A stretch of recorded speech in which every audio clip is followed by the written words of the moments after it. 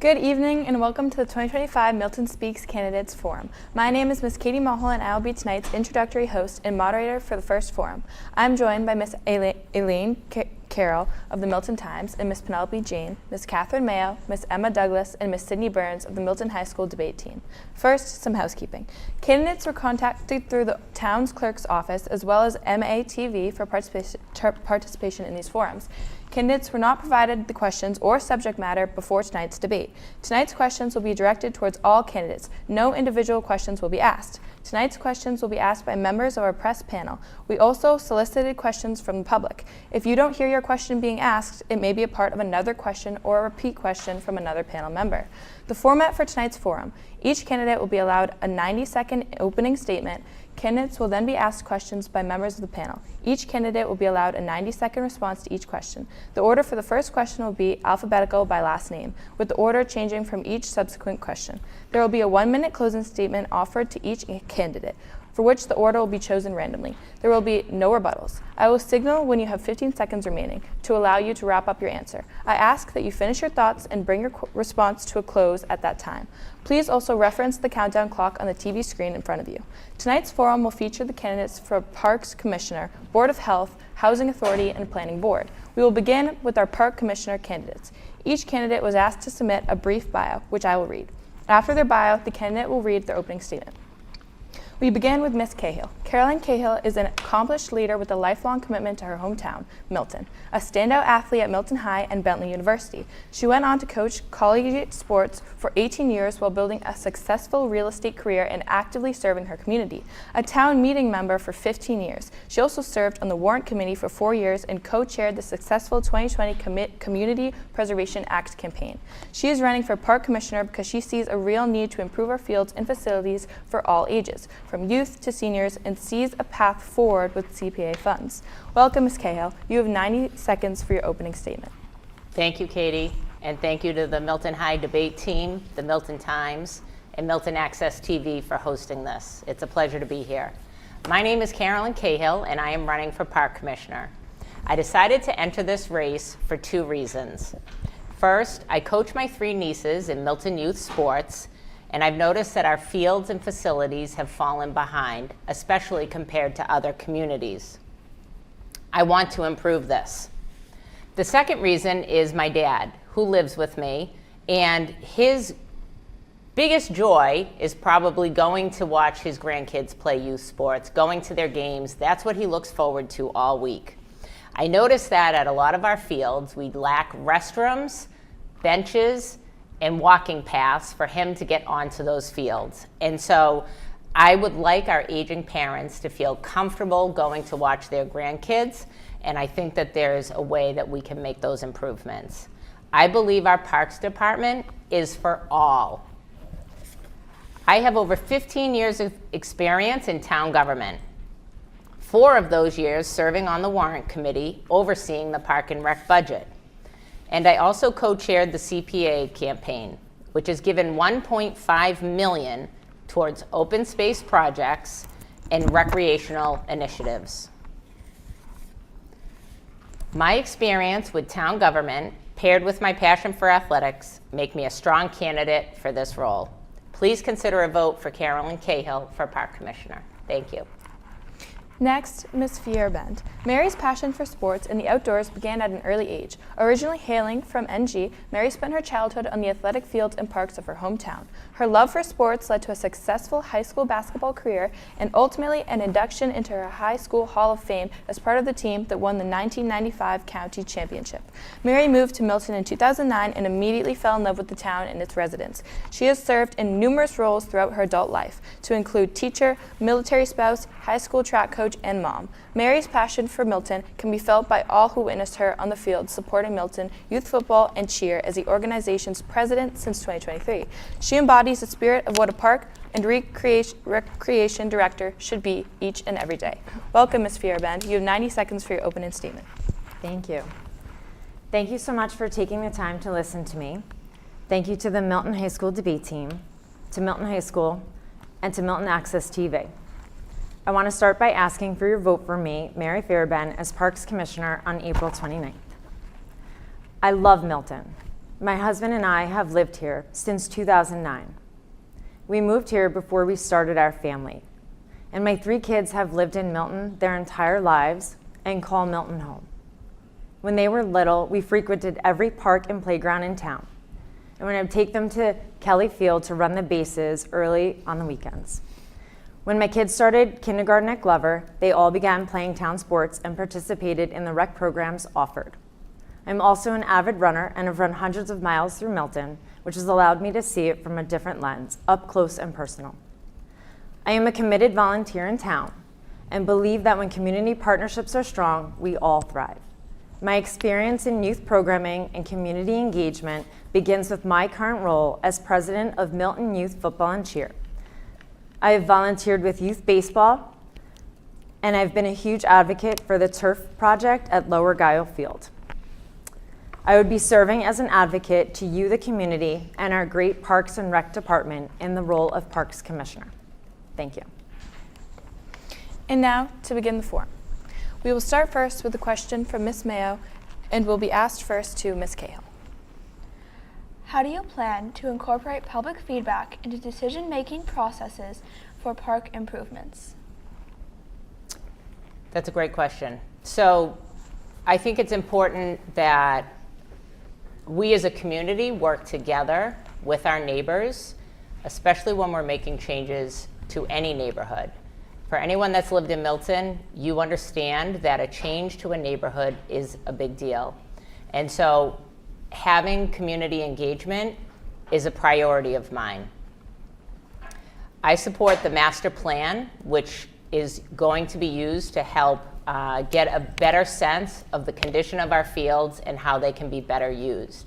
That is going to require community input, and that's going to require us meeting together to solve issues that will come about. I think our communication within the town can always be improved as a community, and I think that we need to work together so that we can achieve the goals we want to achieve. Okay, and now the next question, the same question to Ms. Feuerbend. Yeah. Are you going to repeat the question? How do you plan to incorporate public feedback into decision-making processes for park improvements? Thank you. Seeking input from all stakeholders is very important, and I know that firsthand in my role as serving as president of Milton Youth Football and Cheer. Our organization serves over 400 youth athletes in our town, and there are many, many families involved, as well as partnerships that are part of that. And so hearing feedback is very important, and it really requires building strong relationships that impact everybody. And that is something I feel I'm very strong at. I work very hard to work with all of our families and the town of Milton to make sure that we are improving and meeting the needs of all of those we serve. I do feel that one of my strengths is building relationship, because I do believe relationship is at the heart of mission. And it is through that conversation and partnership with everyone involved that hearing what they have to say, making sure that their needs are met, is very important to me. Okay. Thank you. The next question will be from Ms. Douglas and will be asked first to Ms. Feuerbend.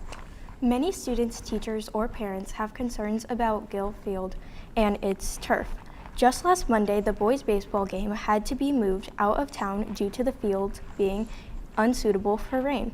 How do you plan to improve our town sports areas? Specifically, how would you support installing artificial turf at Gill Field? I 100% support installing turf at Lower Guile Field. I have been a huge advocate for that project, speaking publicly in support of it since 2023. I've attended every single conservation committee and spoke at them, including while I was on a trip in Cooperstown. And I did speak publicly at town meeting last year in support of it. I know that if anyone saw the weather this past weekend, there were so many games and practices that were canceled, and that impacted so many youth athletes. Additionally, we have our high school athletes that also play outside.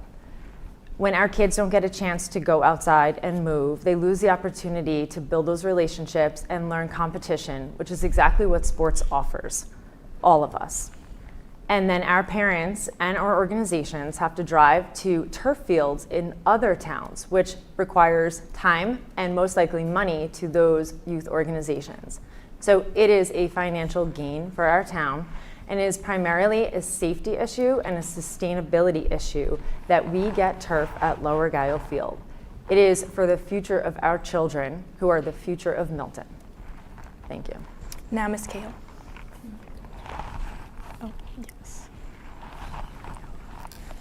How many students, teachers, or parents have concerns about Guile Field and its turf? Just last Monday, the boys' baseball game had to be moved out of town due to the fields being unsuitable for rain. How do you plan on improving our town's sports areas? Specifically, would you support installing turf at Guile Field? I too fully support installing artificial turf on Lower Guile Field. When this project was first presented to town meeting back in 2020, I was a yes vote. I've never wavered from that, and I have always been a supporter of the artificial turf field. That Lower Guile Field has a severe drainage issue, and so turf is the best solution. That field is barely able to be used, and to be honest, should not be used because of its condition. I think the bigger issue in Milton, along with that, is all of our fields have improper drainage. We have to improve our grass fields, along with seeing the turf field project go through. That is why my goal is to use community preservation funding to help with those repairs. Those funds are able to be used towards open space and recreation. Those are the two areas that we need the most support for our fields. And I believe that is the best path forward, and I believe we will be able to fix all of our grass fields and support the Lower Guile turf fields. Okay. The next question will be from Ms. Carroll, and will be asked first to Ms. Cahill. How can Parks and Recreation grow their programs on a limited budget and collaborate better with other departments and users, including Milton Youth Sports Leagues? I think that's a great question, Elaine. So, in talking with many of the youth coaches here in Milton, along with our high school coaches, there is a disconnect in communication. Milton does not have enough resources. We do not have enough funding for both parties to be able to have everything that they want. There's a way for us to help our athletic teams and our youth programs by working together.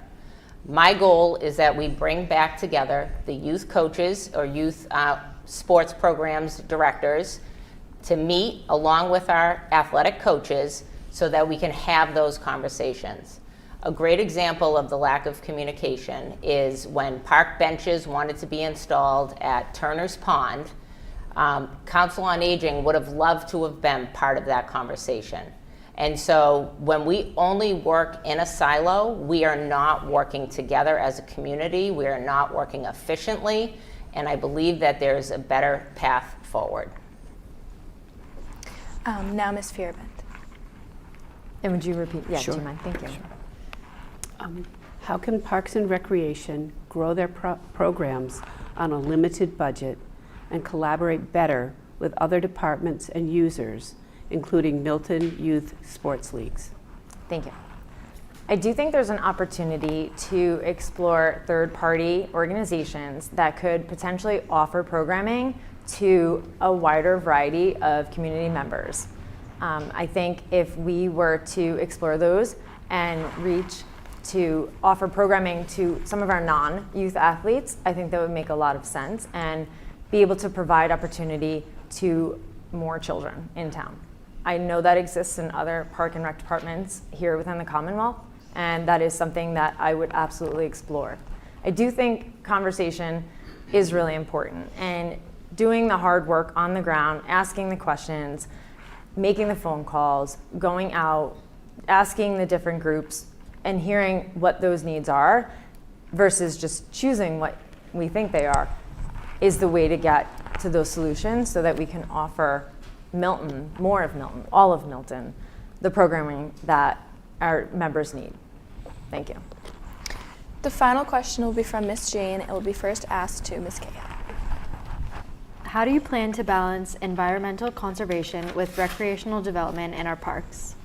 That's a great question. So we're very lucky that Milton has a conservation committee that serves our town, and so I think we need to work together. Once again, you're going to hear this a lot, is we have to work together across our boards and committees here in this town. It cannot be just one committee makes all the decisions. We have to be willing to listen to everybody and hear those thoughts. Milton is lucky. We also have Sustainable Milton here in town. They have some great initiatives that they are trying to improve upon. They reached out to me, and I gladly told them that I think that they should be part of this master plan that I hope will pass at town meeting this May, which will allow us to evaluate all of our fields and facilities and make improvements necessary. And if Sustainable Milton, our Milton Conservation, can be part of that conversation, that's how we achieve the best outcome. Okay, now Ms. Fierben. Do you mind? Thank you. Yeah. How do you plan to balance environmental conservation with recreational development in our parks? Thank you.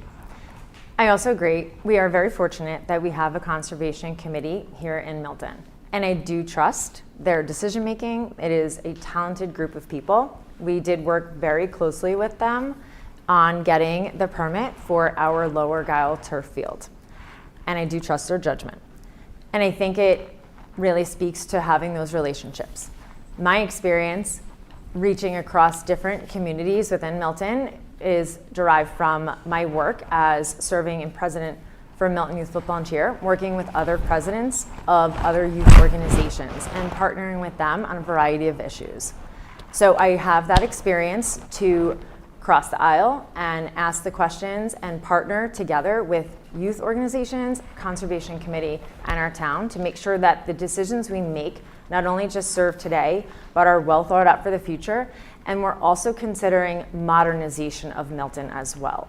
It's very important that we care deeply about our conservation, but that we are also making sure that sustainability and safety, so that rainouts don't impact our organizations, is really critical.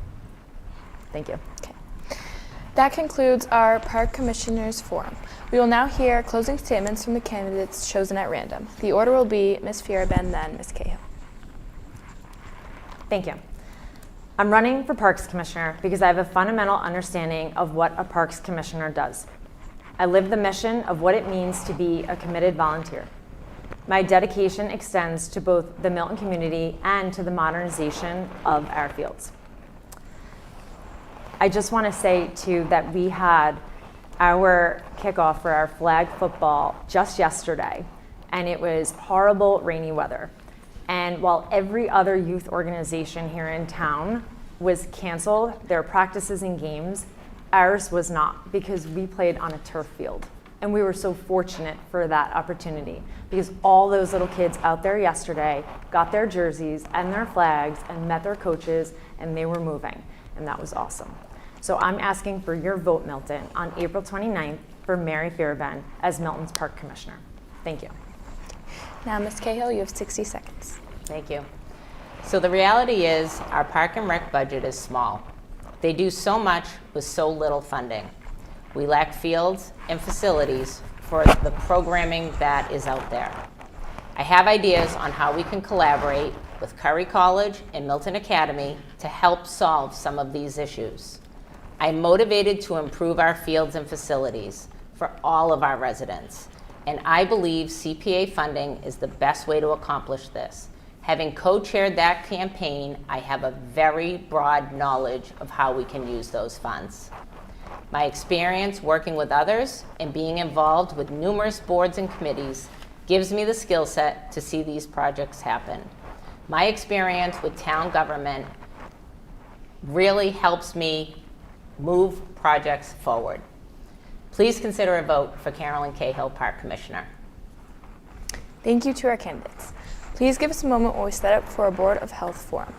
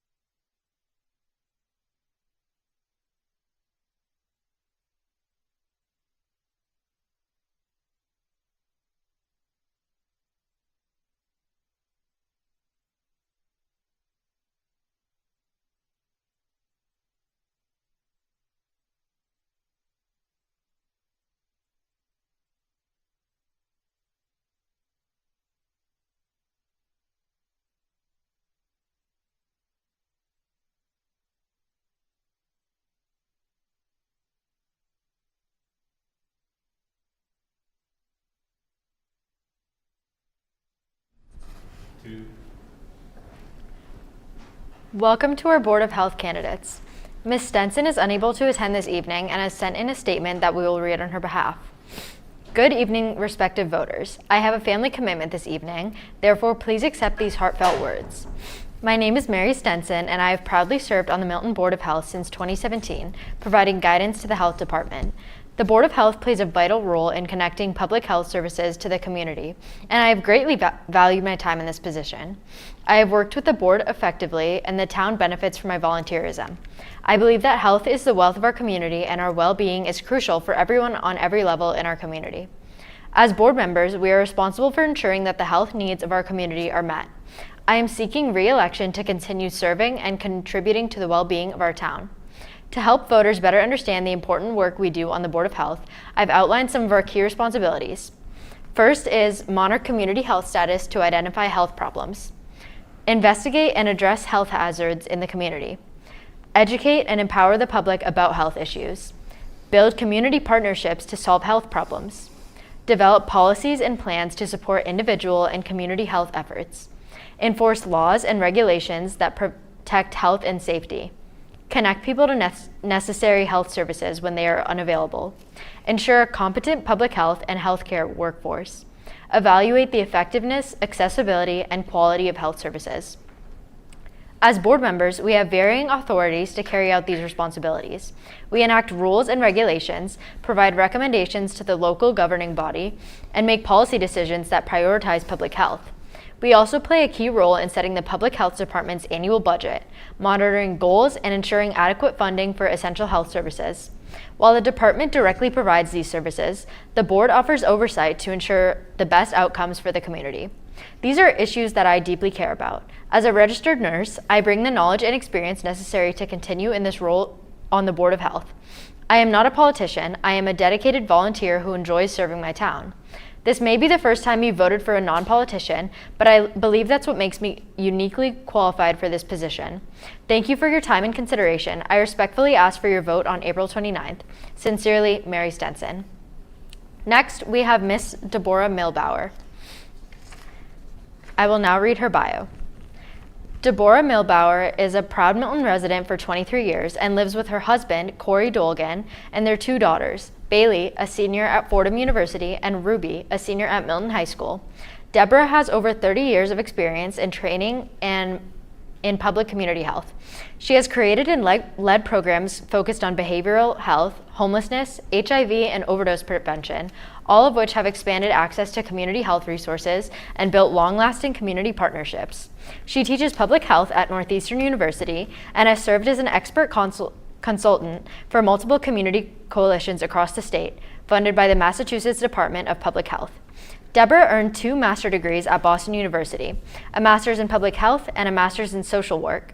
She holds a certification in public health by the National Board of Public Health Examiners. Deborah has a strong record of community service as a town meeting member in Precinct 4 for 15 years. She is a longtime collaborator with the Milton Health Department and currently serves as a board member of the Milton Coalition and the Partnership for a Healthy Milton. She is the lead organizer for the Pine Tree Brook Neighborhood Association, where she recently authored a successful community preservation grant for ecological restoration. Deborah is ready to roll up her sleeves and continue advocating for a healthier, safer, and more vibrant Milton. Welcome, Ms. Milbauer. You have 90 seconds for your opening statement. Thank you to Milton Access TV, the students of the high school debate team, and to the Milton Times for hosting this forum. I am an exceptionally qualified and experienced candidate with 20 years of service to the town of Milton and my neighborhood, and 3 decades of professional public health experience. I am running for the Board of Health to bring my expertise and deep commitment to public health to the Milton community. I believe that health and wellness should be at the center of decision-making to ensure the best quality of life for all residents. Many people are not familiar with the Board of Health. The board's decisions have enormous impact on people's lives, but they fly under the radar. In an ideal world, the Board of Health should be highly visible, actively communicating with the public, and engaging the community in health promotion and disease prevention. It should be listening, educating and leading conversations about the health issues that matter to residents. I am a community organizer at heart, and I'm running to engage Milton residents with decisions that impact their lives. I know how to build partnerships and bring people into the decisions that impact them personally. I know how to be inclusive and reaching out to boards and groups across town and to neighborhoods and communities that are typically not invited to the table. I've been doing it in Milton for 2 decades. I've been doing it in communities throughout Massachusetts for 30 years, and I will do it on the Board of Health. And now a few questions for Ms. Milbauer. We will begin with a question from Ms. Mulhall. Ms. Milbauer, in your experience, what strategies have you found most effective for educating community members about public health initiatives? Can you provide specific examples of how you would implement these strategies in our community? Thank you. So I believe that public health should be at the table when key decisions are made. And here are my priorities around the things that I do want to do in the community. I will advocate for the responsible use of Milton's opioid settlement funds. I've worked for over a decade with communities across Massachusetts on substance use prevention and recovery supports, and I know how to put those dollars to work. I will work to ensure the Community Health Improvement Plan, for which I sat on the advisory board, is now underway. I'll make sure it's responsive to identified community needs. As an advisor to community coalitions, I've helped cities and towns develop new health and wellness programming that matches their needs. An important finding that came out recently from a completed health assessment was a variety of needs among our seniors. That's another example of something I look forward to working on. Importantly, I will support the mission of the Milton Coalition to promote youth mental health and address substance use. I helped launch the Milton Coalition over 10 years ago, and now I sit on the board. I'm deeply invested in the work because all the youth of Milton matter, because my own child goes to the Milton Public Schools, and because my professional work has been centered on substance use and mental health and wellness prevention, and that is just some of the priorities that I have to work on when I win the Board of Health. Thank you. Thank you. The next question will be from Ms. Burns. Ms. Milbauer, what is your vision of how the Board of Health should serve the town? What are some things that it should be doing, and what are some things that it shouldn't be doing or which needs to be done better? That's a good question. So I think that the board has a wonderful opportunity right now. There was a health assessment that I mentioned that was just completed, and right now the town is beginning the planning process of figuring out what programs and initiatives that we want to do. I think that's a brilliant opportunity. I think that the board, I would bring to the table the concept of health equity. So there are different groups in town that have different health outcomes. So youth and older adults specifically have special needs that need to be addressed. And I want to make sure that the planning process is inclusive, community informed, and rooted in evidence. Equity means listening to all voices. And as a public health professional, I bring that skill to the table. I also want to bring environmental health and climate change issues to the Board of Health. Actually, we have an appointed board that is working on climate change. Sustainable Milton works on climate change. And there's a lot of public health environmental issues, like for example, some parts of town actually don't have tree cover in the way that they should, which raise property values and is good for the environment. So there's a lot of issues that I would bring to the board that isn't necessarily of focus currently. Thank you. The final question will be from Ms. Carroll. Okay. Can you please explain the new tobacco regulations that are currently before the board?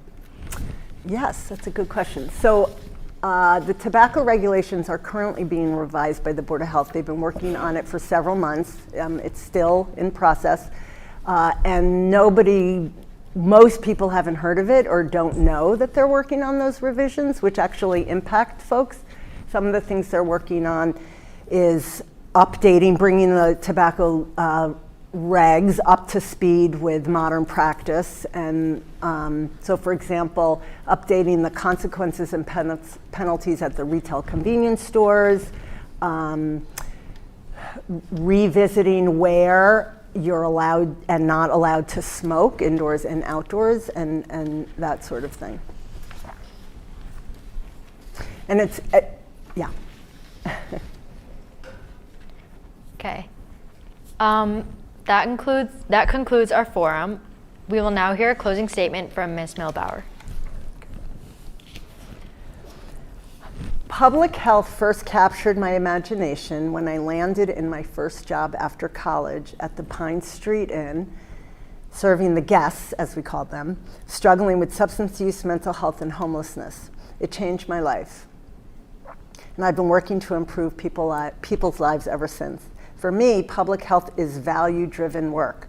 It's about making sure everyone in our community has the opportunity to live in safe and healthy communities. To quote the National Association of Local Boards of Health, they explain that the leadership role of boards of health make them an essential link between public health services and a healthy community.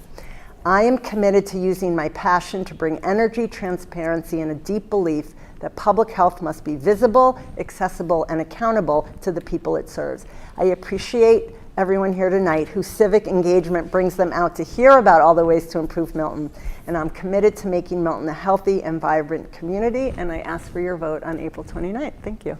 Thank you to our candidates, and please give us a moment while we set up for our Housing Authority Forum.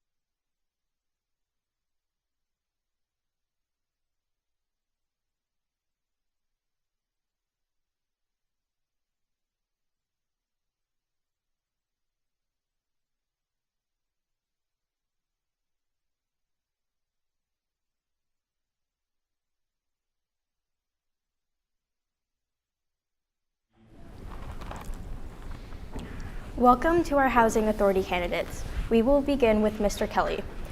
James Kelly is a lifelong resident of Milton, where he resides with his wife, Angeline, a school teacher, and two daughters, Nora and Bella.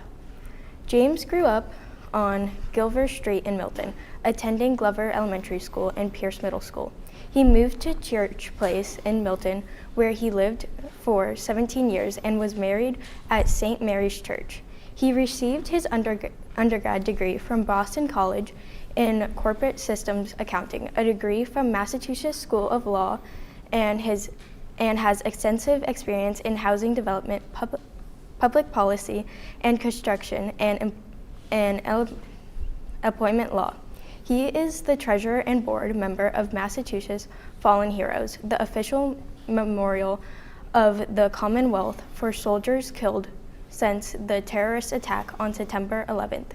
As a lawyer and lifelong Milton resident, James Kelly has the expertise and experience that makes him an ideal candidate for the Housing Authority Board.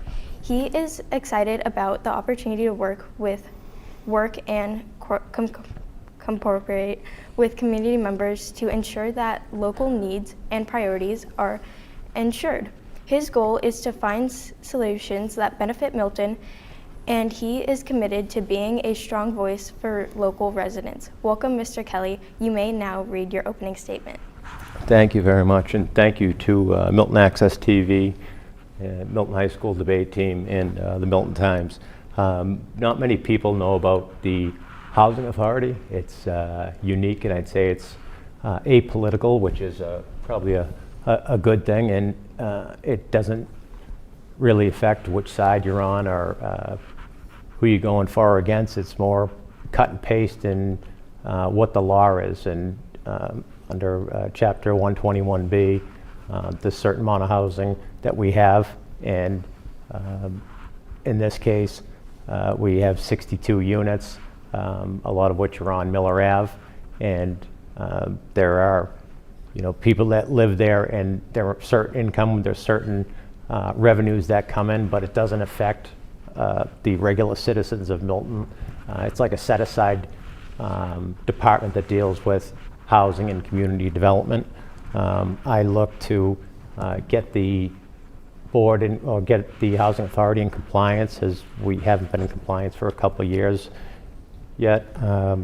Oversight of the executive director, board engagement to bring in some additional funds, and then I look to seek additional funding to generate, projects that actually help the town as opposed to be a detriment.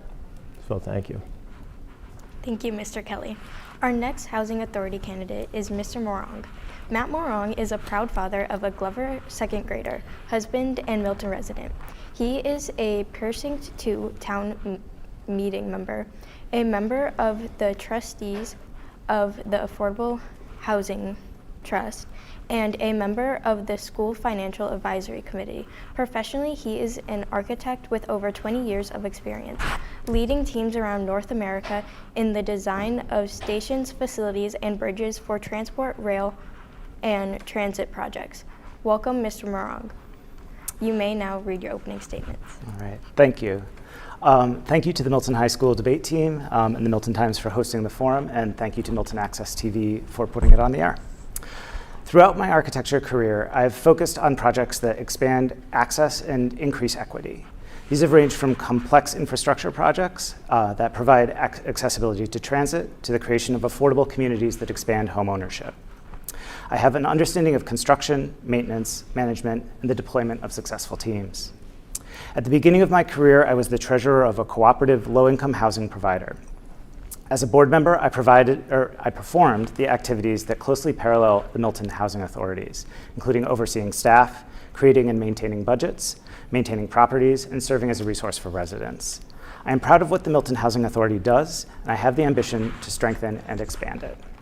I want Milton to stand out as an exemplary suburban housing authority and assure that it is a great neighbor within Milton. I also want to expand the Housing Authority's offerings where, under the right circumstances, it can purchase or develop properties within our town. I believe that Milton is a great town for all, and I want it to be available to a wider range of citizens. Finally, I'm driven by a commitment to service. I want to assure that, first and foremost, that Milton Housing Authority is doing a good job for its residents. I believe that this is the most fundamental role, providing quality shelter for those who need it, and all of the benefits that come from the security of being housed. I want to be approachable by the people that the Housing Authority serves to assure that they are treated with the fairness and dignity that we all deserve as neighbors in Milton. Thank you. And now, to begin the forum, we will begin with a question from Ms. Carroll, asked first to Mr. Kelly. What is the primary role of a Housing Authority member?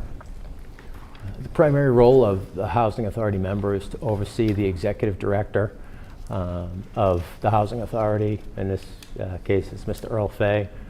Also to help balance budgets, work with the other board members to, again, balance budget, go over meetings. There's a lot that, quite frankly, most wouldn't understand. A board can actually be involved with the Housing Authority and actually get funding through different programs, whether it be the home program or capital program. So the board not only oversees and it should oversee the executive director and the actions, the financial activities, but it should actually be engaged in the process with the executive director to go to the State House, to lobby with or engage with local representatives, congressmen. I mean, money comes from the state. This isn't funded from just regular tax dollars. Money comes from the state, and it comes from housing and urban development. Those relationships are important. We've had some strenuous relationships between Milton and the state and the federal government for some time, and I'm looking to change that. Now the same question to Mr. Morong. Okay. My hope is to build out off of what James said. A lot of the role of this board is basically oversight, right? And making sure that the authority runs as it should, that it's staying on budget, that its staff is working as it should, that facilities are managed, and so on and so forth. And as James mentioned as well, my real hope here is to some extent, increase the footprint of this authority. I think that there's more that we can do. We have a handful of units within the town. As it goes, it's relatively small. And we all know that there are so many benefits to living in Milton. It's my hope to expand that, right? That all of the benefits of being a citizen of Milton, its schools, community resources, like I love the recreational resources, for instance, that we just talked about with the Parks Commission. Those, making those available to people who otherwise could not be able to afford to live here, I think would be a great thing to do. So for every little bit that we can expand it, I think it would be fantastic. So seeking out those sources of funding, seeking out grants, and so on and so forth would be my hope for the board. Our next question will be from Mrs. Mayo and will be asked first to Mr. Morong. What role do you think zoning reform should play in addressing the affordable housing shortage? Zoning will play an important role. It's interesting that the Housing Authority doesn't have direct control over zoning, but it will be impacted by zoning. The where we're allowed to build, how much we're allowed to build, and how we're allowed to build is all governed by zoning. And the certainty that comes with that will give the Housing Authority an opportunity to understand how it can expand. I think that if expansion were to happen within the Housing Authority, it's my hope that it can be done in a manner that really kind of knits within the fabric of Milton that's already there, so that you wouldn't necessarily even know, we're not talking about big housing projects or anything like that. We're talking about providing people with housing on the scale that's here, and zoning sets that. It also has a huge impact on costs, right? We know that it's extremely expensive to build in this town. And so if zoning relief were given, it could be less expensive for the Housing Authority to meet those goals and to achieve what I'm talking about. So that will have a huge impact on what the Housing Authority does, and I look forward to seeing what comes of it. Same question to you, Mr. Kelly. Do you mind saying the question again? What role do you think zoning reform should play in addressing the affordable housing shortage? So in regards to the Housing Authority or in general? The Housing Authority. As to the Housing Authority. So as to the Housing Authority, zoning reform actually doesn't address anything. The Housing Authority is under different rules and regulations than a general developer. So you can actually expand the housing authority and the footprint of the housing authority without zoning reform. It's just engagement of the board. It's getting the housing authority up to the place of actually being a respectable entity and being able to be relied upon by the state and the federal government. Everything we get from the state and federal government is based on our, I guess you'd say, reports and how we do. You grade it. So we're not graded very well. That would be number one for me, is correcting that so that you have some respect, you actually have some credibility. Then you go back and you show them you can do the job, and now you can expand the footprint. I mean, I right now, based on the way things are, I mean, I wouldn't give the housing authority $1. It's going to be thrown down the drain. You want to expand it, you have to, you have to make it a better product. You have to actually have accountability and be able to show where those dollars go. And I agree with Matt that it can be expanded, but first you have to actually look at the accountability parts of it. I mean, again, like I said, we're not going to get bonding for that. I don't think any agency is going to bond us for that. Thank you. The next question will be from Mrs. Mahal and will be asked to Mr. Kelly first.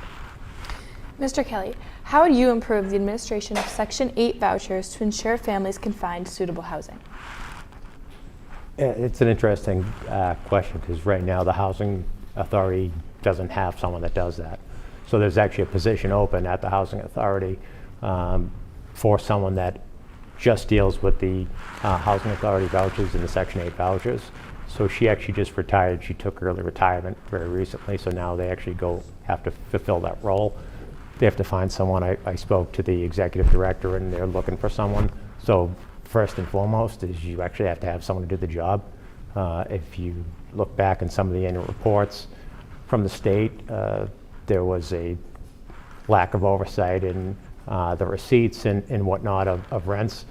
Now that there is an opening for a Section 8, the voucher secretary essentially just hiring the right person, make sure that Mr. Fay has the resources to do that and put them to work.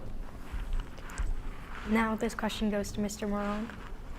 Yeah, I think that what James has said, Mr. Kelly, has said is spot on. I also think, getting back to the previous question about zoning and housing costs, Section 8, for those who aren't familiar with it, is a voucher program where people are able to get subsidized by the government and go out on basically the open market, right, and look for rentals within the town. And so when we have a town rental market that is so expensive, it makes it hard to achieve that. Right, you get less for your money. So it would be my hope that that would be one way as we come to some sort of resolution with the planning board as far as zoning and as far as multifamily housing. I'm hoping that the market will improve and that we can get more for those vouchers. The final question will be from Mrs. Burns and will be asked first to Mr. Morong. Mr. Morong, what measures would you implement to ensure the long-term affordability and quality of low-income housing units? What measures would I implement? I think that, so long-term affordability, I think that looking into really the goal of homeownership is ultimately something that we can work for as a community, and, looking toward the opportunities that gives. I think that there are huge advantages to getting out of the rental market and moving people into kind of stable ownership positions. And so I think that's something that I would hope that the town would be able to expand on. It isn't necessarily the direct purview of the Housing Authority, but I do think that there are opportunities for it to develop and to have a big role in that process. And so that's something that I would like to see, moving, giving people an opportunity to build equity, build generational wealth, and so on and so forth. That's ultimately the goal here, is to break the cycle of poverty, to get people to be to use housing as a means toward a better life for themselves and their families. Your answer, Mr. Kelly? I'm sorry, do you mind repeating the question? Yes, of course, sorry. What measures would you implement or support, I suppose, to ensure long-term affordability and quality of low-income housing units? So in regards to the Housing Authority, I'm assuming you're asking, Yes, right? more so, I suppose, with the quality of low-income housing units, as I know Absolutely. that's what the Housing Authority focuses on. So currently we have, I believe, 62 units of affordable housing, 39 at Miller Ave. The quality part of it, and you can look at Mr. Fay's reports, it's having funding. In order to get funding, you have to make sure your books are in order. You have to make sure that there's accountability. I know that there are some issues because of COVID that they're working out, but my priorities and how to address that would be and will be, and how I anticipate you as a voter, if you can vote, can, I guess, size me up as by this time next year if the Housing Authority is in compliance with the Massachusetts General Laws, Chapter 121B. That'd be one. Oversight of the executive director and being a partner with the executive director. I know Robbie Powers is a young guy that is now on the board, and he's been doing good things. Working with him and, again, the executive director and the other board members to, kind of work in the same direction as opposed to just going to meetings and passing the agenda. Thank you. That concludes our moderator forum, and we will now hear closing statements from the candidates chosen at random. The order will be Mr. Morong, then Mr. Kelly. Mr. Morong, you may begin. Thank you.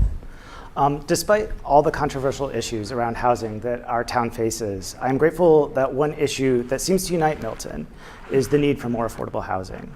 The residents of Milton know that this is a great place to live with many benefits: proximity to Boston, top-notch schools, neighborliness, opportunities for recreation, and safety.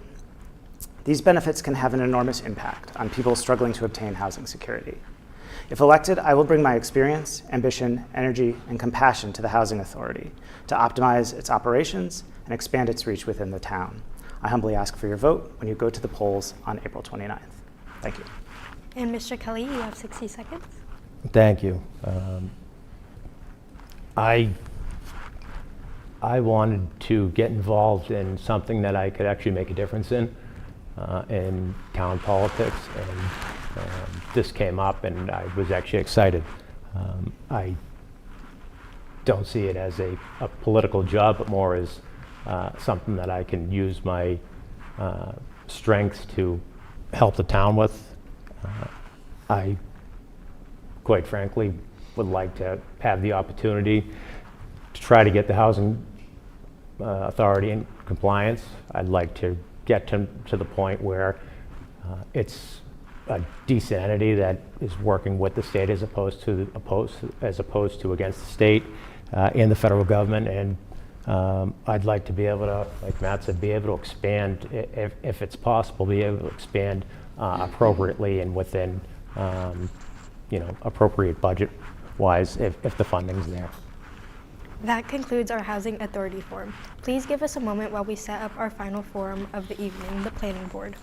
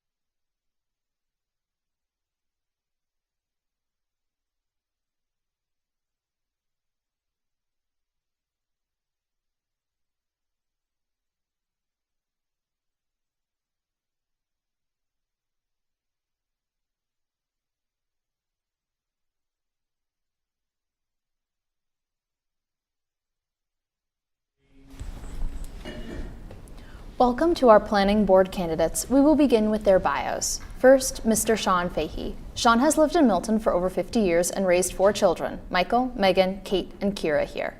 He is a graduate of Providence College, Xaverian Brothers High School, and St. Agatha's School. He has been a town meeting member for 12 years in Precinct 9. He is also a chair of the Board of Trustees at Xaverian Brothers High School. Sean has spent a 39-year career working in commercial construction management, where he often solves complex problems related to development and construction requirements. He believes his extensive background in construction management and the essential attributes needed to succeed in this industry have positioned him to serve well as a planning board member. He is also committed to maintaining the character of Milton while also being open-minded to the changes we must implement. Welcome, Mr. Fahey. You may read your opening statement. Thank you very much. Thank you for having me tonight. Thank you to the students of the debate team and to Milton Access Television. I'm a proponent of responsible planning. I believe transparency is a responsibility we all have serving in the roles that we serve with town government. I believe in approaching all situations in a professional and a respectful manner. My goal in all situations is to find the most practical solutions to any planning issue. I recognize there are often extremes in terms of opinions of desired outcomes. The most sensible solution is often the one that meets both extremes in an area that is between the extremes. And as a business leader, I always will recognize the importance of evaluating cost and factoring financial impact as part of the decisions. I have served now for 3 years on the planning board in Milton. The residents of the town have had an opportunity to experience my approach in terms of a planning board member. If I am reelected, I am committed to serving the next term in the same manner that I have served the current term that I am in. Thank you very much. Thank you. Next, Miss Oldfield. Maggie Oldfield is deeply rooted in the community through her personal, professional, and civic contributions. She's a lifelong resident of Milton. Her roles include being a wife to Phil Lang, a self-employed carpenter, a mom to Chandler, a 5th grade French teacher, and George, a senior at Mass Maritime. And along with her brother, she's the local business owner of Thayer Nursery. Through the years, Maggie has been active in the town by being involved with the Cunningham PTO, with Milton High School Boosters, a town meeting member representing Precincts 9 and now 5, a member of the Climate Action Planning Committee, and a member of the Planning Board. Because of all of these roles, Maggie has developed a deep understanding of the balance between economic development and environmental sustainability. Her experience managing a local business has provided her with firsthand insight into the importance of thoughtful land use, community engagement, and preserving the character of Milton's neighborhoods. This perspective enables her to make planning decisions that prioritize the long-term well-being of the community while fostering responsible growth and development. Welcome, Ms. Oldfield. You may read your opening statement. Thank you all for having us tonight. As mentioned, my name is Maggie Oldfield, and I'm running for re-election to the Planning Board, as well as re-election to town meeting for Precinct 5. With my deep Milton roots, I offer an important perspective. In addition to being a parent and a homeowner, I'm also a local business owner of Thayer Nursery, with 2025 marking our 60th anniversary in business. When it comes to making decisions about town and space planning, it's essential to be thoughtful and maintain a long-term view. I understand the importance of the zoning process, and it should be easy to understand, and it should be collaborative. I support local businesses, and I want to help them remain a vital part of their neighborhoods and in town. I support preserving our green spaces, including conservation lands, recreational parks, and tree-lined streets. Once these spaces are gone, they'll never return. I support affordable housing opportunities.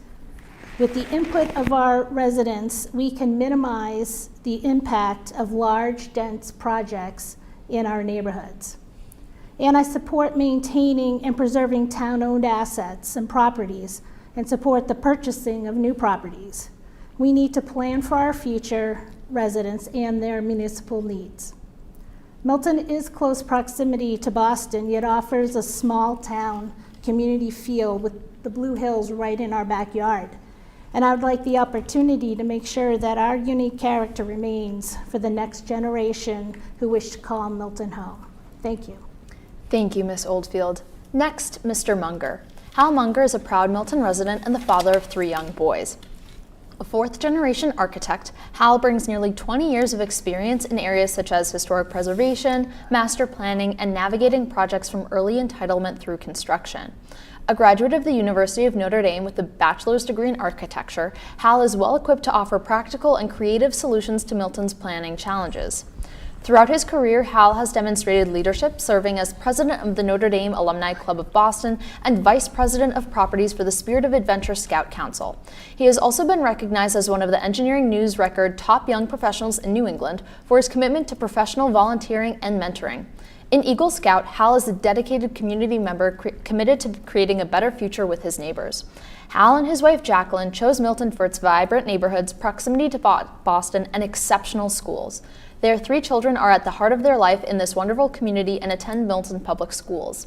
Hal actively contributes to Milton's development by coaching his sons in basketball and flag football and provides graphic design and marketing support to the Milton Foundation for Education. Welcome, Mr. Munger. You may read your opening statement. Hello all. I'm honored to be here and discuss important topics related to the Planning Board. Over the course of this event, I hope that you will take away 4 main points of my campaign. Number 1, being an architect, I bring relevant experience focused on historic preservation as well as master planning. I believe in broad public engagement to rebuild trust in all areas of Milton. I believe in our permitting process needs to be streamlined in order to support small businesses, and we need to be proactive leaders with a vision for the future rather than always being reactive. 4 years ago, my wife and I chose to move to Milton, yes, for the schools, but also for the diversity and the vibrant neighborhoods. While I agree that being a lifelong resident is a qualification, we cannot let it be a requirement for office. I imagine many of you watching tonight would agree that an equal accreditation is to bring new ideas and fresh, creative approach to challenges we face in town. So in order to contrast my message with the 2 incumbents, I referenced the latest Suburban Shopper that maybe many of you have received recently in the mail. On the front, Mr. Fahey states that he will, quote, ensure the balance is achieved to create positive result with limited risk, end quote. When I hear balance, I think of meeting in the middle and being open to compromise. As for limited risk, because of the decisions made by this board, the town has been sued by the state and lost, and as a result has spent or lost out on almost $1 million of funds. Additionally, the town is ineligible for up to $1 billion of grants. That does not sound limited to me. On the back, Ms. Oldfield states the change is inevitable and she would, quote, like the opportunity to be part of the growth, end quote. That also sounds nice. However, at the planning board's last meeting on April 10th, she stated that it was up to her, there would be no density anywhere in town. At a time where we have $20 million of deferred road maintenance, I believe that the town needs more funding for basic needs, and one way to achieve that is by promoting a measured increase to our town's tax base. Thank you. Thank you. And our final candidate, Mr. Cohane.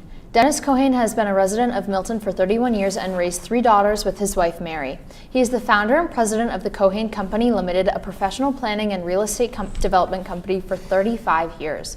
Mr. Cohane is also a current town meeting member, former member of the school committee, and the select board. Currently, he is a member of the board of advisors to the Beth Israel Deaconess Hospital, an avid golfer, cyclist, and martial artist. Welcome, Mr. Cohane. You may read your opening statement. Thank you. My name is Dennis Cohane. I can't say this enough, but I can't believe I came to this great country in 1988 at the age of 21 with $1,000 and a dream. In 1989, I started the Cohane Company on a shoestring budget, and 35 years later, we have over 1,300 real estate transactions dealing with planning boards and zoning boards all over the Commonwealth. In 1990, I married my wife, Mary, and in 1994, we moved to Milton, 31 years ago, where we had our 3 daughters, and they were born and raised in this town, went to the Milton Public Schools. We immersed ourselves in the Milton community over the years. I coached many soccer teams for years, and they were the ones who got the medals, but I think I should have got the medals for dealing with all these girls over the years. We became MFE members of the Foundation for Education, and still are benefactors for that board. While raising our family and building a business, I went to university at night for 5 years and graduated at the age of 42 with a Bachelor of Science degree. Then I became a town meeting member, ran for the school committee successfully, then I ran for the select board successfully, and became an advisor to one of the most important companies, if you will, in our town, the hospital. My goal now is to bring all of this experience that I have attained over the years to the planning board. Thank you, Mr. Cohane. And now to begin the forum. We will start first with a question from Miss Jane and will be asked first to Mr. Fahey. What is your vision of how the planning board should serve the town? What is it currently doing that it should, or what is it currently not doing that it should be doing? And what is it currently doing that it shouldn't be doing or which needs to be done better? The responsibility of the planning board in terms of serving the town is to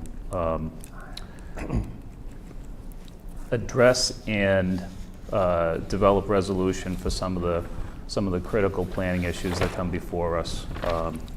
Currently, right now, we're dealing with the MBTA Communities Act, and it's probably the most sensitive issue throughout the town. Our responsibilities vary from very simple matters to some very complex matters. The MBTA Communities Act is a very complex matter, but there are some very simple land matters and planning board matters that come before the board. I honestly don't think there are things that we're not doing as a planning board, but certainly if you watch the planning board meetings, you can see the challenges that we're facing. I have a ton of respect for all of the members of the planning board and for their perspective and for their talents and their skills. To say that we're not doing something we should be doing would be to criticize the other members of the board, and I won't do that. So I feel that we have our hands full, quite honestly, with really difficult and challenging issues. And our responsibility is to serve the interests of the entire town of Milton, and we have very significantly varying points of view throughout the town on some of the most significant issues that we have. Finding a balance so that we can meet the interest of the residents of the town. And as I said in my opening statement, not to honor one extreme or the other extreme, but to find compromise is the responsibility of the planning board. Thank you, Mr. Fahey. Just a reminder to all candidates, we forgot to outline this in the beginning. There is your timer for your speeches, so if you go over time, please just wrap up your thoughts quickly. Now, next, that question will be asked by Mr. Cohane. Ms. Jane, could you repeat the question, please? Yes, of course. What is your vision of how the planning board should serve the town? What is it not currently doing that it should be doing? And what is it currently doing that it shouldn't be doing, or which needs to be done better? Okay. One of the biggest complaints I hear when I'm out and about campaigning is that our children who grew up in this town don't have any places to come back to once they leave it. For example, my 3 daughters, they grew up in the town and they went to school here and they went to college and they became professionals. And they're in their late 20s, early 30s. And they make good money, but they still can't afford to come back to Milton. And I don't think there's enough being done to provide more housing, more affordable housing for them so that they can come back and live where they grew up. That's something I would like to see the planning board tackle over the next number of years, because the population of millennials is growing much faster than the baby boomers. So they're going to be the biggest buyer of houses over the next 20 years. That's what I would like to see. The other thing is what the planning board should have done, but they didn't do, was the ADUs, the additional dwelling units a couple of years ago. They voted against it, and I was surprised because, again, there is a shortage of housing in town. And this would have provided something for our children to live in, or our neighbors' children to live in, and it wasn't implemented. And then the state took it over and just put it on us. That's my fear, that something like this will happen with the MBTA communities as well. That if we don't do something soon, we'll have something put on us that we won't like. Thank you very much. Next, that question will be answered by Mr. Munger. Ms. Jane, would you mind repeating the question? Of course. What is your vision of how the planning board should serve the town? What is it not currently doing that it should be doing? And what is it currently doing that it should not be doing, or which needs to be done better? I think that for a very long time, the planning board in Milton have said no to everything. And as Mr. Cohane referenced, it's getting us into a spot where I'm fearful that we're going to lose local control over what we have to say here in Milton and what gets built. The AG laid that out in her response to the lawsuit, basically stating that because of our noncompliance, that there's a real possibility that they will appoint a special master. I think that the planning board needs to start to create a vision for the future of Milton rather than always looking to the past and being reactive to things when they come up. I think that there's a real possibility for us to have a say in the future, and that's the thing that's truly lacking with the current planning board. Thank you. Next, moving on to our last candidate for this question, Ms. Oldfield. Ms. Jane, would you be able to repeat the question one last time? Of course. What is your vision of how the planning board should serve the town? What is it not currently doing that it should be doing? And what is it currently doing that it should not be doing, or that could be done better? So the role of the planning board is to help Milton residents live in a safe and healthy community. And the biggest asset that we as residents have is our home. And when we buy into a neighborhood, we buy in with the expectation that that neighborhood is going to remain somewhat stable. I believe that the planning board does a spectacular job listening to the residents. We are the voice of the neighborhood. We have businesses and applicants come before the planning board with proposals to change the neighborhood. And it is really daunting as a neighbor and as a resident of the town to come to the table. And it's the responsibility of the planning board to listen to those neighbors, listen to their concerns, which usually a lot has to do with traffic, has to do with the removal of trees, and it's really changing the look and the feel of the neighborhood. One of my personal goals that I have yet to accomplish, just because we have been preoccupied with other issues, is to work with other departments, especially, as we've heard, the Housing Authority. I would love to be able to create some more additional units for the town. Thank you, Ms. Oldfield. The next question will be from Ms. Mulhall and will be asked first to Mr. Cohane. Mr. Cohane, how would you, as a planning board member, act to boost the vitality of the town's small businesses and commercial areas, including those in East Milton Square?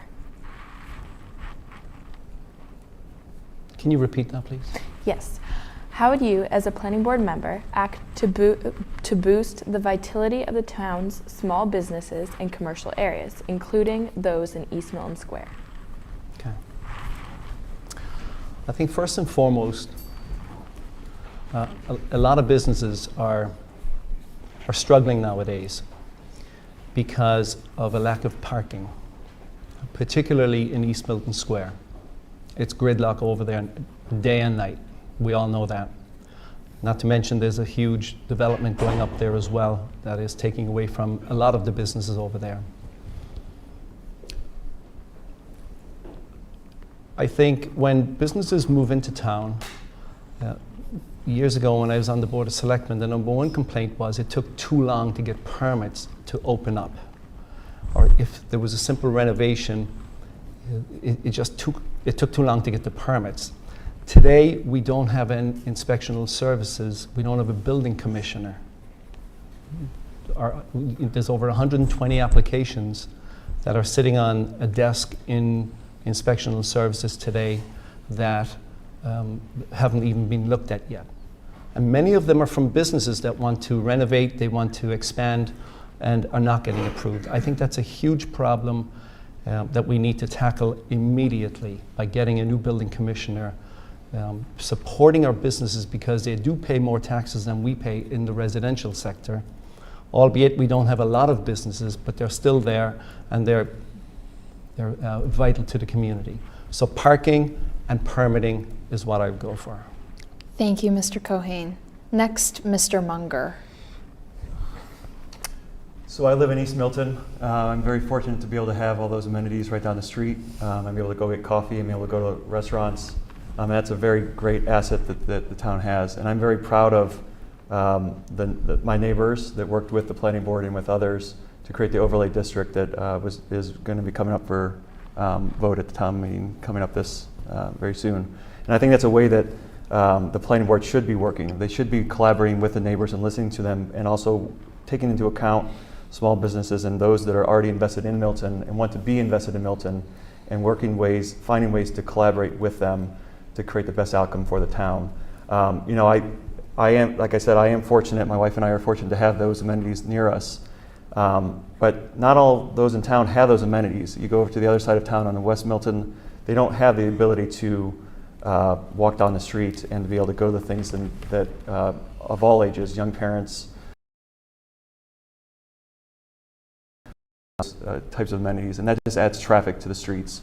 I know that traffic is a very big concern in East Milton, where I'm from, as well as other parts of town, and I think that if we were to advocate and to promote zoning that would allow for mixed use and commercial in other parts of town, everyone would benefit. Thank you, Mr. Munger. Next up, Ms. Oldfield. Square was full of vitality. Growing up, there was a bowling alley, there was a movie theater, there was a Five and Dime. There was plenty of things for us to do. Unfortunately, through the years, small businesses have suffered because of the big box stores have taken over. And it is a challenge operating a business, especially like my business. We're outside of the commercial district, so we only have 3 commercial districts in town. We have East Milton Square, Milton Village, and Central Ave. Every other business operates outside of the business district, and we operate with a special permit. And even though my business has been around for 60 years, I do have to apply for a special permit every 3 to 5 years. And that is a challenge. In fact, I just had to get a permit this past February, and I do have a neighbor who is challenging that permit, and it is going to court. And I am relying on the select board to advocate and support and encourage my business to be able to remain in town. I'm a member of the Chamber of Commerce, and our Chamber of Commerce needs to be a little bit more vital and work with businesses not just in East Milton, but also in other areas of town. Thank you, Ms. Oldfield. Last but not least, Mr. Fahey. Thank you. I'm actually quite proud of the fact that the Planning Board has recently completed the East Milton overlay zoning. We've spent nearly 18 months working on this. It's been a complicated process. We engaged the community of East Milton to make sure that the residents' interests and concerns were served. And very shortly, we will have something that will be in place, which serves the interest of the business community. It's an intention of that zoning is to make sure that we provide an opportunity for more business to be integrated into East Milton. We do have 3 different and distinct business areas in town. We have Milton Village, which has a overlay zoning which was completed several years ago, and we also have Central Ave as a district. They're all a little bit different, and some of the concerns that we have may be common in all, but some of them may not be. I do think it would be important for concerns are, what the issues are, beyond the obvious ones, as have already been mentioned. Thank you very much, Mr. Fahey. Next up, a question from Ms. Ms. Mayo. This will be asked first to Mr. Munger. What alternatives to 40B developments do you support to help the town make significant progress on its mandated affordable housing goals? What alternatives do I see?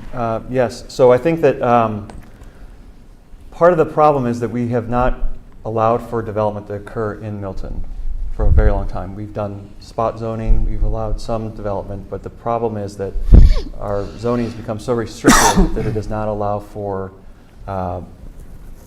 those who want to invest in Milton to actually be able to build something that's profitable for them.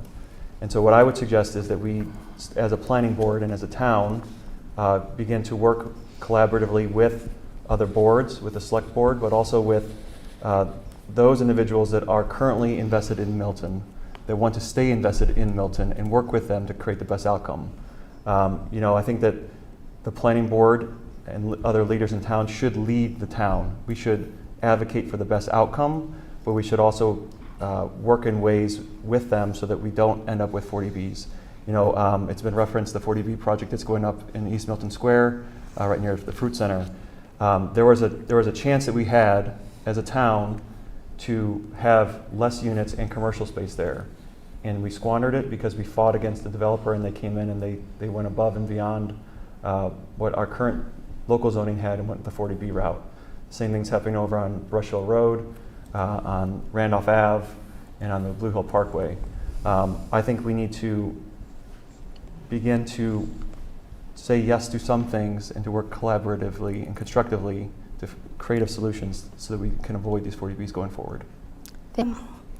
So I'm not sure if many people know this, but within the past 5 years and moving forward, we have about 789 new units coming in the pipeline. Town-owned asset on the west side of Milton, our own library, and we should have kept that, and we could our own library, and we should have kept that, and we could have used that for our own purposes, and even to the housing authority. So I think there are many opportunities in town that we should take advantage of. Thank you, Ms. Oldfield. Next up, Mr. Fahey. As Maggie mentioned a moment ago, we are very close to having the required number of affordable housing units in Milton. The number of our status changes based on permitting of the projects that have been proposed. So there's a categorization that's called safe harbor, and as the time frame from when a project is proposed to when it's permitted, will differentiate whether you're in safe harbor or not. There are not a lot of alternatives to the 40B projects, because at this point, the number of projects that have been proposed will fulfill our obligation until we have more residential units in town. So one matter that's very, very important within the MBTA Communities Act is that we increase the percentage of any zoned units that we have within our MBTA communities zoning greater than 10%. The MBTA Communities Act is largely market rate housing. It is not going to provide a substantial number of affordable units. That's probably not well understood throughout the town. Only developments that are 10 units or greater would have an affordable housing unit in it. So anything that's under 10 would not. So it's of high importance that within the MBTA community zoning that we do create, we work to move to 15% if we can. And that requires the state approval to do so. So that's one area where we can increase. Thank you, Mr. Fahey. Next up, Mr. Cohane. Can you read it again, please? Of course. What alternatives to 40B developments do you support to help the town make significant progress on its mandated affordable housing goals?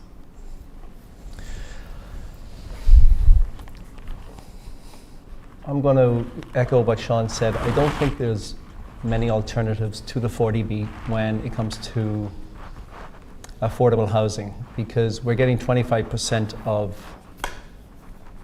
what they build deemed towards the affordable number. And yes, we are close to the 10% mark in town at the moment. That happened by mistake. I mean, we're getting 9 40Bs all at once. I mean, it should never have happened. It should have happened over time. 9 of them coming in with hundreds and hundreds of units at once is not good for the schools. It's not good for the police and fire. But it's happened, and we have to deal with it now. The other thing I can come up with as a real estate developer is, if you get developers in Milton buying up land and they want to put in 20 or 30 or 40 houses, it takes years to get it approved. Literally years and hundreds of thousands of dollars. So many of them walk away. I would like to see the affordable percentage increased to what they have in Boston right now is 20%. And when we were building for years, it was 10%. Now it's 20% of everything you build is affordable. I'd like to see that number in Milton, and in return, ease the restrictions on developers so that they can produce housing faster and with less restrictions and more affordability. Thank you, Mr. Cohane. The next question will be from Ms. Carroll and will be asked first to Ms. Oldfield. What is the best path forward for the town in regards to the MBTA Communities Act and compliance at this point?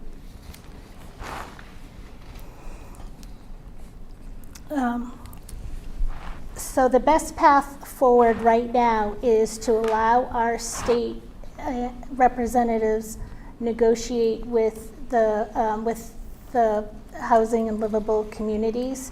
We are making progress. Everyone has sort of agreed that we have been misclassified because of our trolley situation. Even just recently, over the weekend, the top House Democrat from Quincy, Ron Mariano, agreed with that. And that was sort of refreshing to hear. We are hopeful that we will be able to work with the state, and we will be able to come up with a plan that works for Milton.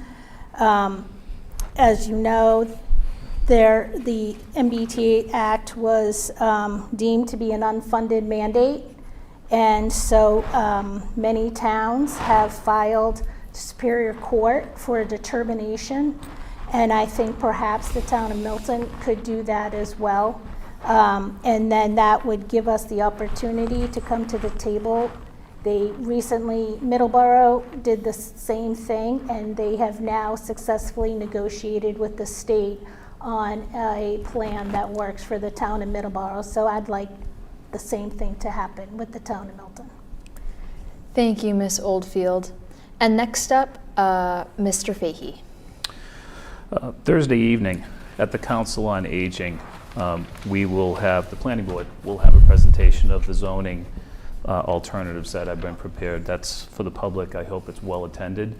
We'll have our consultant Util with us, and it'll be an opportunity for the residents of the town to see the different alternatives that we have prepared. I believe that the best solution to this requirement is a compromise with the state, because we are within a half mile of the 3 commuter rail stations. We have prepared a zoning plan which would comply with that, and that in fact is the statute, which is the law. There is no debate over that. There's plenty of debate over the guidelines that have been promulgated, but there is no debate over the statute. We would have to comply with that. So I believe that the best solution is to present to the town, develop something that we feel we can negotiate with the state and find a middle ground. Thank you, Mr. Fahey. Next up, Mr. Cohane. Can you read the question again, please? Oh, sure. What is the best path forward for the town in regards to the MBTA Communities Act compliance at this point? Thank you. I think the best path forward is the one that they're looking for, and that is the 25% that should be put forward to the state for approval immediately and then negotiate. Because I know Maggie mentioned about Mariano, but in this, he was asked if he would encourage, if the House would consider carving Milton out of the MBTA Communities Act, and his single word answer was no. They're not going to budge. We can come up with all of the plans that we'd like, and I don't think they're going to take any one of them except the 25%. I'm a pragmatic guy. I've been through the mill with zoning boards and state house politicians for 35 years. They don't budge, and these guys are not going to budge, in my opinion. So I think we're better off. We're going to save a lot of money. We're going to create some housing. There's 2,461 houses, but realistically, we all know a tenth of that isn't going to be built over the next 100 years. We'll never see it. I think we should get it in, negotiate it down, and then move forward and get our grant money back and stop all these legal fees that we're paying. Thank you, Mr. Cohane. And finally, Mr. Munger. I agree that we need to comply with the law. I think that the town of Milton should come into compliance with the 25% requirement.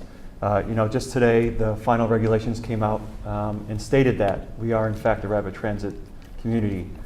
So any sort of illusion that we're going to be able to convince the state that we're not, I think it's my opinion that ship has sailed.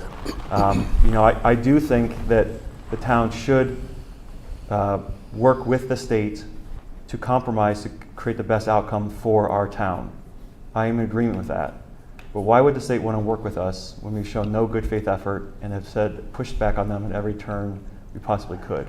I think it's time that we start to work with the state to create the best outcome, because we all agree that there is a housing shortage in Milton and in the state. I think that by providing more housing, a diverse housing stock, so that seniors can age in place, so that young families can move into Milton and be able to afford to live here, for the firefighters, the police officers, the DPW workers to have the opportunity to live in Milton. That's what we should be fighting for. That's what we should be striving for. And the way to do that is by complying with the law, with the MBTA's Communities Act. Thank you very much, Mr. Munger. The final question will be from Miss Jane and will be asked first to Mr. Fahey. What professional skills or experience would you bring to the board? I've spent almost 40 years of my career in construction management. For the last 16 years, I have been the president of the company that I work for, Construction Management and Builders.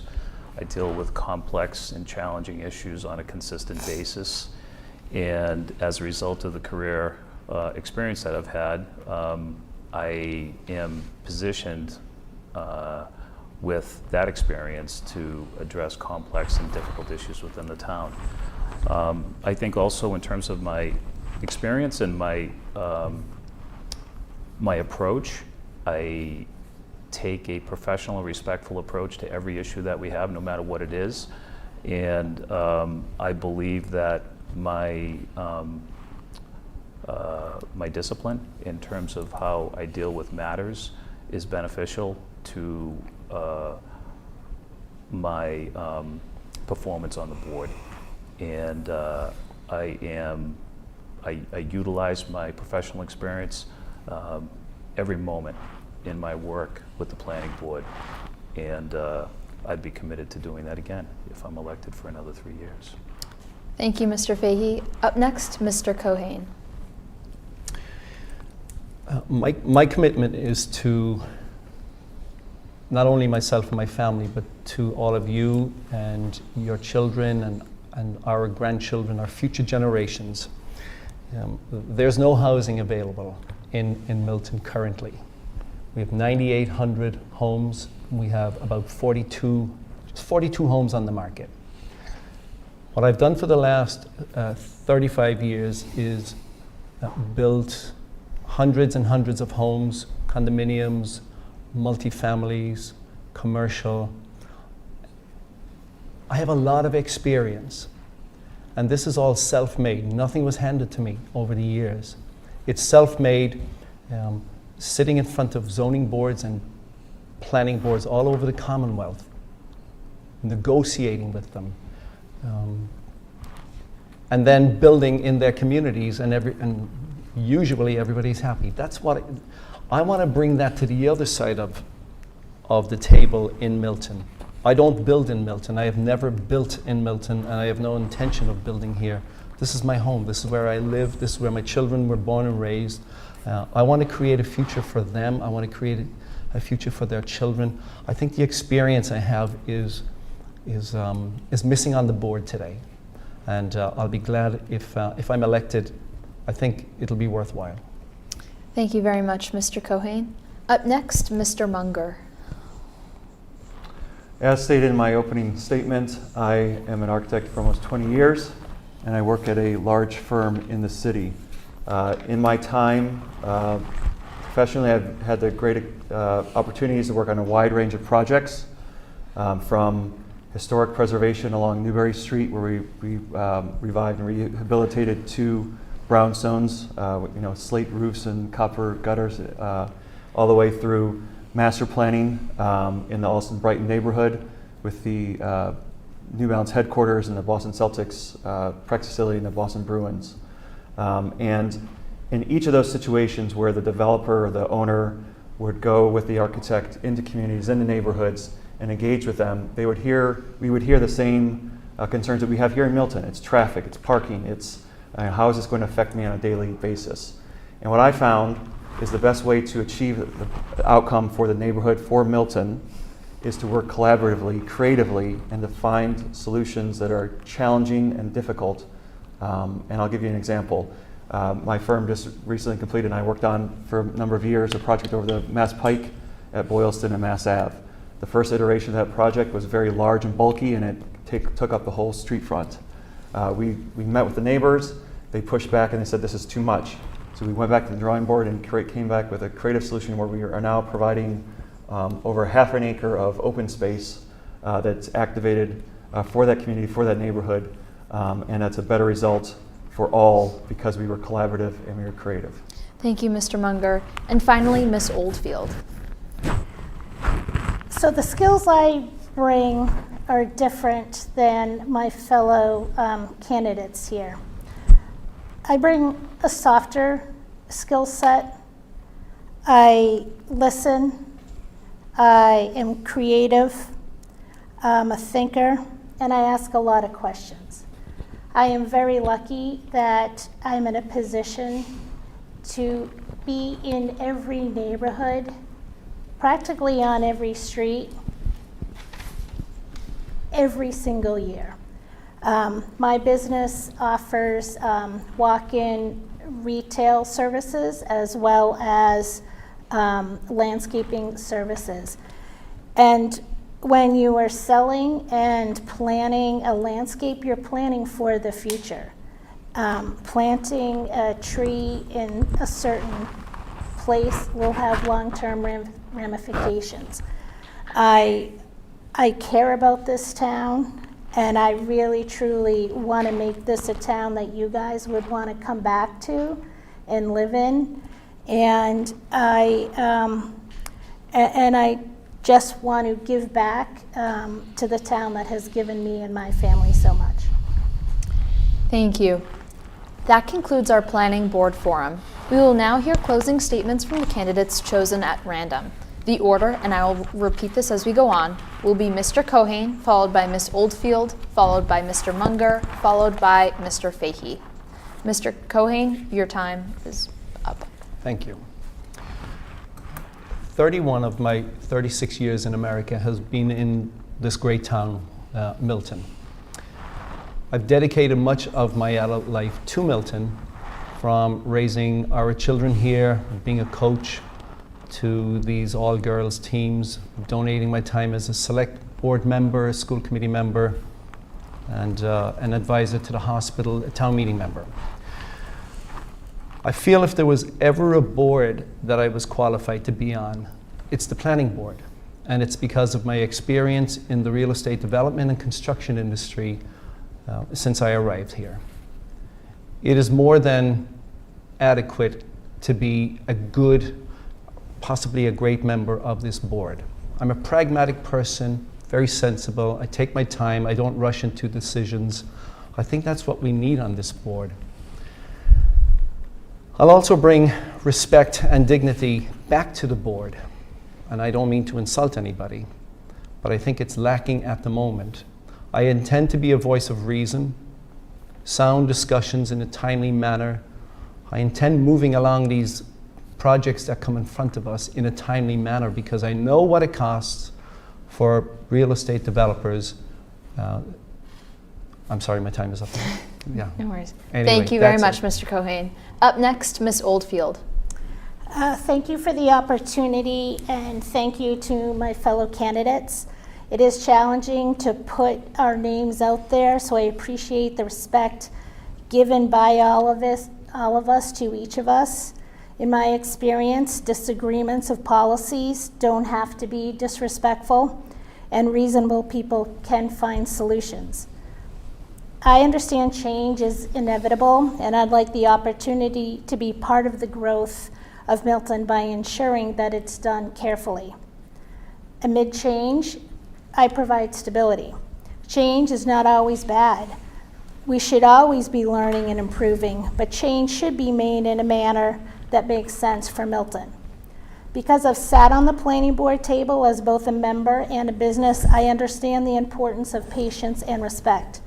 Owning my own business has given me the ability to make tough decisions, and because these decisions not only affect my family, but also those of my employees, I am thoughtful and I look at the overall impact they may have. My approach these past 3 years on the planning board has been the same. Consistent leadership and values create a stable environment that allows residents to build their lives and pursue their goals with confidence. When residents leave their homes in the morning, they expect their neighborhood will be the same when they return at the end of the day.